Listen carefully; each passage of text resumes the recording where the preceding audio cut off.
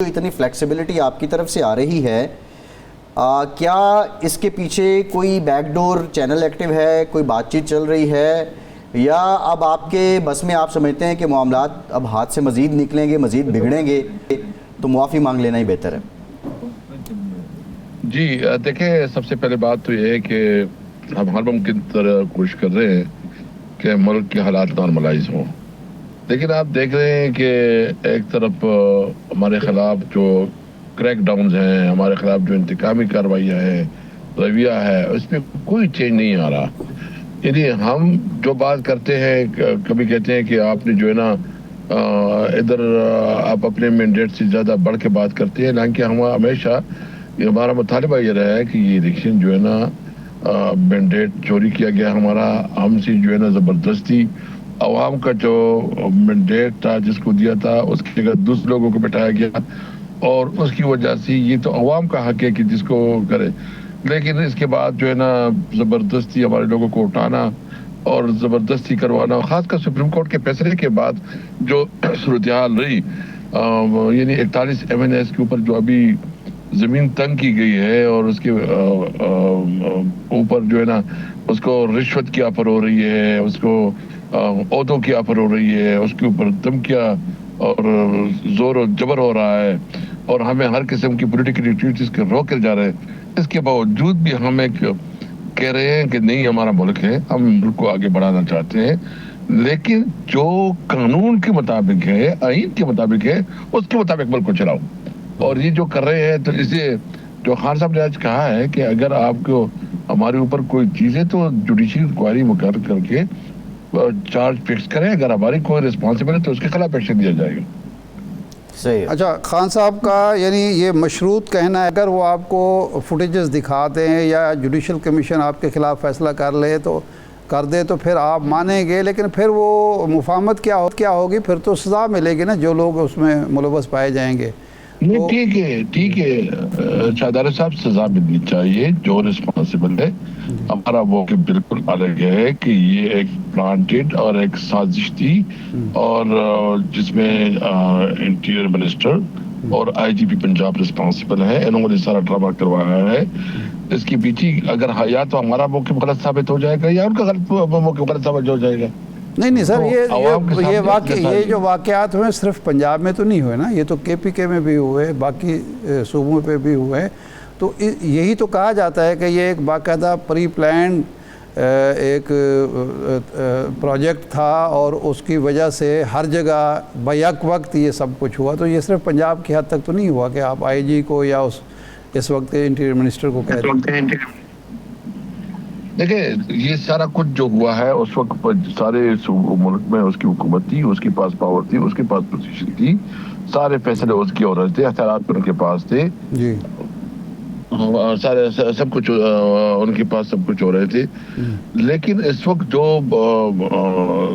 جو صورتحال ہے، آپ دیکھ لیں کہ KPK میں آپ کہہ رہے ہیں کہ KPK میں تو کس کی حکومت تھی؟ ان کی حکومت تھی۔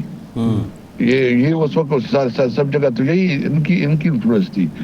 تو ہم تو کہتے ہیں، ہم نے ابھی KPK میں ہماری کیبنٹ نے جوڈیشل کمیشن کی چیف جسٹس کو لکھا ہے، امید ہے وہاں چیز بن جائے گا تو حقائق سامنے آ جائے گا۔ اچھا، یہ اسد قیصر صاحب، بات تو یہ ہے کہ آپ حکومت پہ بات ڈال رہے ہیں، لیکن جو کچھ زمان پارک سے پریچنگز کی جاتی تھی، آپ کے بانی نے خود کہہ دیا، میں نے تو اپنے ویلاگز میں کہہ دیا تھا کہ 9 مئی کی کال میں نے دی تھی، پھر اگر مجھے گرفتار کر لیا گیا، ایک پوری تحریک آپ زمان پارک پہنچوں کی چلاتے رہے، پھر ایک لمبے سلسلے میں نے ویڈیو ریکارڈ کروا دی ہے، بندوں کے نام میں نے لے لیے اس ویڈیو میں، یہ جو ایک اشتعال دیا جاتا رہا اور پھر گرفتاری کے بعد ایک ریئیکشن سامنے آیا، تو آپ نہیں سمجھتے کہ PTI نے ایون آپ شہریار آفریدی صاحب کی آڈیو ویڈیو ریکارڈ پہ ہے کہ وہ کہتے ہیں جی ہم پہنچو، ہم نے GHQ کے باہر احتجاج کرنا ہے، تو یہ سب باتیں ان کو کیسے ہی اکثر نظر انداز کیا جا سکتا ہے؟ آپ نے اگر یہ سازش بھی ہوئی تو آپ نہیں سمجھتے کہ یہ سٹیٹمنٹس ایک موقع دیا گیا آپ کی طرف سے بھی؟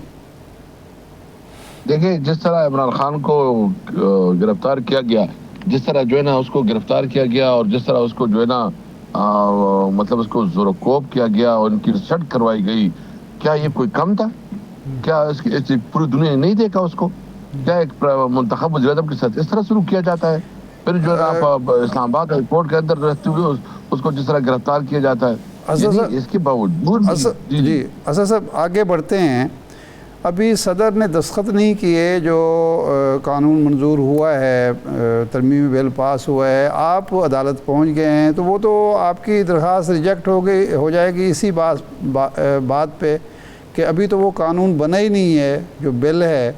تو آپ خود یہی چاہتے ہیں کہ ٹھیک ہے یہ ریجیکٹ ہو جائے اور ہم ایک حجت پوری کر لیں؟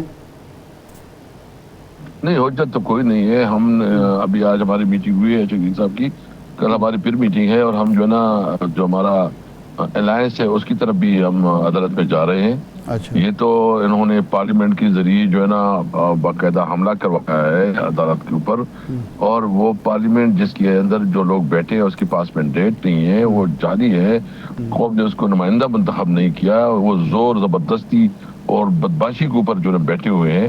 ان کی کوئی جو اس کا اگر کوئی بل پاس کرتا ہے اس کی کوئی قانونی حیثیت نہیں ہے, نہ اس کی کوئی کسی اور چیز کی جو ہے نا اگر وہ قرارداد کرتے ہیں اس میں کوئی قانونی حیثیت نہیں ہے. اس لیے یہ انلیجیٹمیٹ اسمبلی ہے, اس کے اندر جو بھی قانون سازی ہوتی ہے جب تک 45 کی لوگوں کو حق نہیں ملتا اور ٹریبیونل جو ہے نا فیصلے نہیں کرتی اور اوریجنل جو نمائندے ہیں وہ نہیں ہوتے, ان فیصلوں کی اس وقت تک کوئی قانونی حیثیت نہیں ہوگی. اچھا, حماد آزاد صاحب نے تقریر کی, انہوں نے کہا کہ جی ہم اڈیالہ جیل کی طرف لانگ مارچ کریں گے. آپ نے کہا کہ نہیں ایسا کوئی فیصلہ نہیں ہوا. شہریار آفریدی صاحب نے کہا کہ جناب یہ سلپ آف ٹنگ ہے. لیکن آج حماد اظہر نے باقاعدہ ٹویٹ کیا کہ کوئی سلپ آف ٹنگ نہیں ہے, ہم احتجاج کریں گے. اب اگر آپ اڈیالہ جیل کی طرف احتجاج کرتے ہیں, لانگ مارچ کرتے ہیں, جلسہ تو آپ اسلام آباد میں کر نہیں پاتے, اس سے لا اینڈ آرڈر سچویشن مزید خراب ہوگی, تو یہ پھر محاذاری کا ایک دوبارہ آغاز کرنا چاہ رہے ہیں آپ؟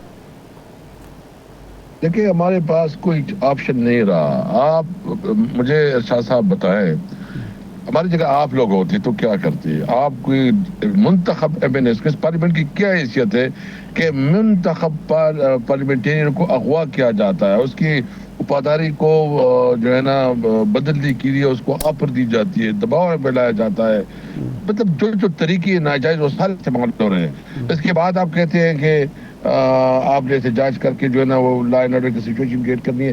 ہاں, ہم کوشش کر رہے ہیں کہ ملک میں پرامن جدوجہد رکھیں. ہم اپنے قانون کے اندر رہتے ہوئے جدوجہد کریں گے, لیکن یہ ہمارا آئینی اور قانونی حق ہے. ہم مارچ بھی کر سکتے ہیں, ہم دھرنا بھی دے سکتے ہیں, اور ہم جلسہ بھی کر سکتے ہیں. کون سا ہمیں کس قانون کے تحت ہمیں اسلام آباد میں جلسے نہیں کرنے دے رہا؟ کس قانون کے تحت جو ہے نا ہمارے جلوس کو جو ہے نا وہ نہیں کرنے دے رہا؟ ہم تو ایک پرامن, یہ نہیں آپ نے کل اتنا بڑا جلسہ کیا, آپ نے دیکھ لیا کہ مطلب لاکھوں لوگ نکل آئے ہوئے تھی, ایک انقلاب تھا. اور اس صورتحال میں جو ہے نا ہم ہمیشہ پیسفل لوگ ہیں, پرامن لوگ ہیں. اور میں آپ کو بتاؤں کہ ہم کسی طور پر اپنی جدوجہد کو پرتشدد نہیں بنائیں گے. نہ ہمارے جو یہ کرے گا وہ طارق صاحب اور عمران خان کا دشمن ہوگا اور وہ کوئی بری ایجنٹ ہوگا. ہم جدوجہد کریں گے, ہم اسلام آباد بھی آئیں گے, ہم جہاں بھی اسد صاحب اب بات تو یہ ہے اسد صاحب قانون اور آئین کے اندر رہتے ہوئے ہوں گے.